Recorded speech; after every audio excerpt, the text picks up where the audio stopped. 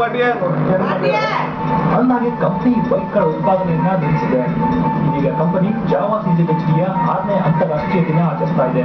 ಇದರ ಅಂಗವಾಗಿ Cubbon ಪಾರ್ಕ್ನಿಂದ Maddur coffee day ವರೆಗೆ ರೇಸ್ ಆಯೋಜಿಸಲಾಗಿತ್ತು.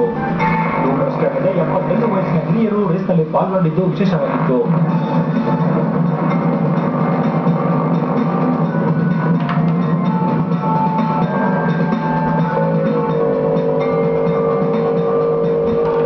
The rally was very good. First time I've ever participated in this. Nice to know that there's a rally being organized with Java bike. Usually a forgotten bike.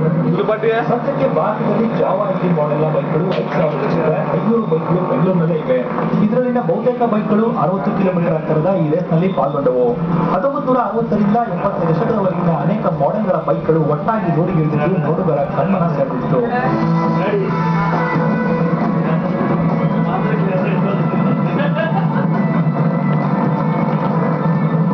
ಸಾಕ್ಷಿ ಜೊತೆ ಗೋವಿಂದ್